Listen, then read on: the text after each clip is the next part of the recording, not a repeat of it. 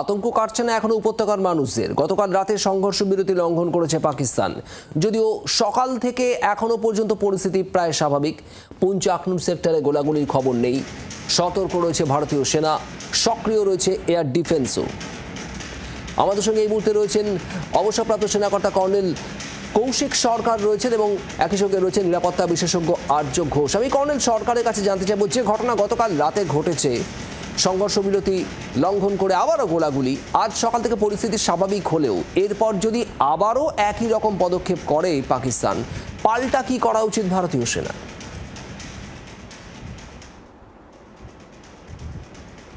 দেখুন, প্রথম কথা হচ্ছে এই যে ভায়োলেশনটা করেছে সেই ভায়োলেশনটা কিন্তু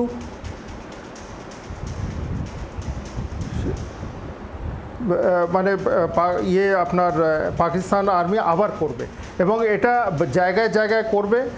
আর ঠিক ক্লিয়ার আসছে না। আমরা শুনতে পাচ্ছি একদম ক্লিয়ার আপনার কথা, বলুন কর্নেল সরকার। ইকো হচ্ছে আমার, মানে এই যে না হচ্ছে না, কিন্তু অডিওটা ঠিক হচ্ছে, সম্ভবত অডিও কোনো সমস্যা হচ্ছে। আমি আসবো কর্নেল সরকারের কাছে ঠিক এই প্রশ্ন নিয়েই। তার আগে একটু যদি কথা বলি, আমরা নিরাপত্তা বিশেষজ্ঞ আর্য ঘোষ রয়েছেন আমাদের সঙ্গে।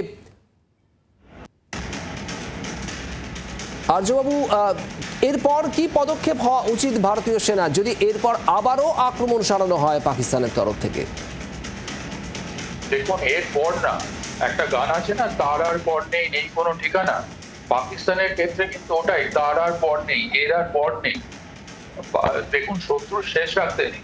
আমার কাছে একটাই যে আমরা কেন Hafiz Saeed, Masood Azhar, Asim Munir, Asim Malik, GHQ Rawalpindi, SSG Ghazi base, ISI headquarters, GHQ Rawalpindi, এগুলোকে Pakistan naval base, Pakistan army air force base, পাকিস্তানের এন্টায়ার এয়ারফোর্স ফ্লিট, পাকিস্তানের নেভাল ফ্লিট, এগুলোকে ধ্বংস না করে আমরা ফিরলাম। তাদেরকে, যে ব্যক্তিদের নাম বললাম, তাদেরকে না মেরে ফিরলাম। শত্রু শেষ রাখতে নেই। আমার সিম্পল লজিক, সিম্পল কথা।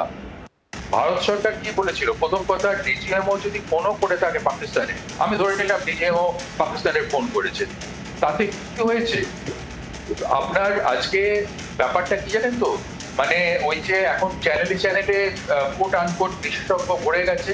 আপনি দেখুন, কর্নেল কৌশিক সরকারের মতন প্রবীণদের কথা শুনবে, আর যারা নতুন কিছু এসছে এই চ্যানেল থেকে ওই চ্যানেলে ঘুরে বেড়ান, সাবজেক্ট ম্যাটার সম্বন্ধে কিছু জানেন না, তারা চ্যানেলগুলোকে গোপাল ভাঁড় বানিয়ে দিয়েছেন, আর নিজেরা তো গোপাল ভাঁড়। এরকম একজন আছেন, তিনি নিজেকে বিশাল বিশেষজ্ঞ কাউন্টার টেররিজমের ওপর কথা বলেন।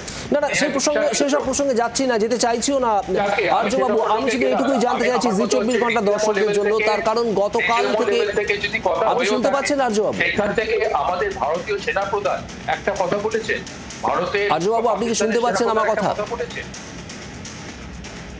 শোনা যাচ্ছে আর্যবাবু? যে পরিস্থিতি গতকালের পর থেকে হয়েছে, সংঘর্ষ বিরতি চুক্তির পর বা সংঘর্ষ বিরতির বিষয়ে দুপক্ষ ঘোষণা করার পর থেকেই সমস্ত মানুষই ভেবেছিলেন যে আপাতত এই সংঘাতের ইতি হলো, আপাতত 12 তারিখের পর কি হবে সেদিকে নজর থাকবে। কিন্তু রাতে যে ঘটনা ঘটলো সেটা একেবারে অপ্রত্যাশিত ছিল, অনেকেই বলছেন সেটা, যেভাবে আবারও গোলাগুলি চলেছে। ঠিক এই জায়গা থেকেই জানতে চাইছি যে ভারতীয় সেনার এরপর কি পদক্ষেপ হওয়া উচিত যদি একই রকম ঘটনা আবার? ভারতীয় সেনা, দেখুন, এখানে পদক্ষেপ যেটা হওয়া উচিত ছিল কালকে রাতেই হওয়া উচিত ছিল। ভারত সরকারের স্টেটমেন্টটা কি ছিল?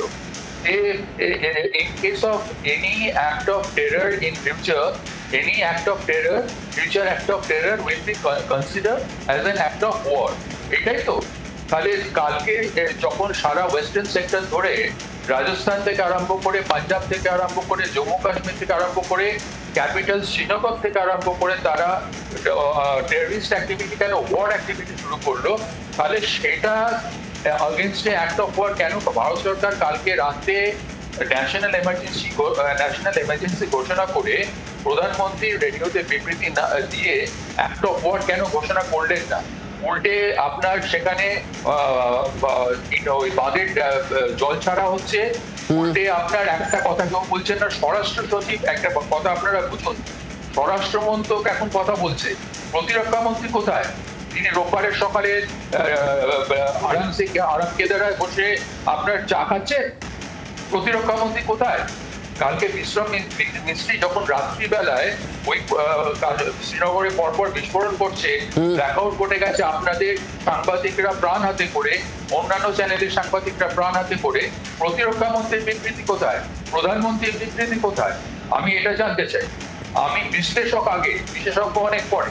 আমি বিশ্লেষণ করি বলেই আমি এই কথাগুলো বলতে পারি, আর এই বিশ্লেষণের উপরে ডিপেন্ড করে সমস্তটা কিছু। এইখানে আপনি দেখুন, সেনা একটা কথা বলেছে, আমি আপনাকে গ্যারান্টি দিয়ে বলতে পারি সেনা ক্ষুব্ধ, ভারতীয় সেনা ট্রাইব ফোর্সেস ক্ষুব্ধ। এটা হয়। আপনারা, Pakistan is all about deception and lies. আপনাদের চ্যানেলে আমি ঠিক এই জায়গাতে কর্নেল সরকারের কাছে আসবো। কর্নেল সরকার, কোথাও কি এই যে পদক্ষেপ নেওয়া হয়েছে এখনো পর্যন্ত, সংঘর্ষ বিরতির পর গতকালের হামলা, পাল্টা প্রত্যাঘাত, পাল্টা প্রত্যুত্তর দেওয়া হয়েছে ভারতীয় সেনার তরফ থেকে, কিন্তু এটাই কি সব কিছু, নাকি এরপরও আরও পদক্ষেপ কিছু আশা করছে দেশের মানুষ? কি মনে হয় একজন প্রাক্তন সেনা কর্মী হিসেবে? দেখুন, এই জিনিসটাই কিন্তু শেষ নয়, কারণ সেনা যখন প্রস্তুত, সেনাকে যখন অর্ডার দেওয়া হয়েছে তুমি ম্যাক্সিমাম করবে এবং টেরোরিজমকে রুট আউট করবে, পাকিস্তান মিলিটারিকে হিট করবে, এই অর্ডারটা কিন্তু ভ্যালিড, এই অর্ডারটা কিন্তু চলছে।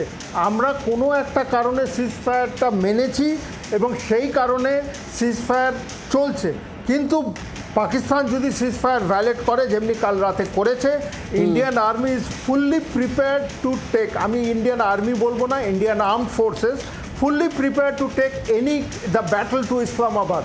সেটা তো বলা হচ্ছে, সেটা সেনার তরফ থেকে বলা হচ্ছে যে তারা প্রতি মুহূর্তে একেবারে যে কোনো রকমের পদক্ষেপের জন্য প্রস্তুত, কিন্তু গ্রিন সিগন্যাল তো অন্য কোনো জায়গা থেকে আসার কথা। কর্নেল সরকার, দীর্ঘদিন আপনি সেনায় কাটিয়েছেন, সেই সবুজ সংকেত না পেলে সম্ভবত কোনো পদক্ষেপ নেওয়া সম্ভব নয় ভারতীয় সেনার পক্ষেও। নিশ্চয়ই না, কারণ we act on orders and the orders from the national forum. তো এই জিনিসটা যতক্ষণ না আসছে ততক্ষণ সেনা কিছু করবে না। তাদের প্ল্যানস কিন্তু পুরো রেডি থাকবে যে আমি যেদিনকে গ্রিন সিগন্যালটা পাবো যে ইসলামাবাদ ইজ ইয়োর টার্গেট, আমি সেদিনকে ইসলামাবাদের টার্গেটটা অ্যাচিভ করার জন্য যেটা আমার দরকার আমি সেটা করব। একেবারে আমাদের নজর থাকবে গতি প্রকৃতি, ঘটনা প্রবাহ ঠিক কোন দিকে গড়ায়। আপনাদের দুজনকে ধন্যবাদ। কর্নেল কৌশিক সরকার এবং নিরাপত্তা বিশেষজ্ঞ আর্য ঘোষ আমাদের ছিলেন। বাংলার আওয়াজ, বাঙালির আবেগ, জি 24 ঘন্টা।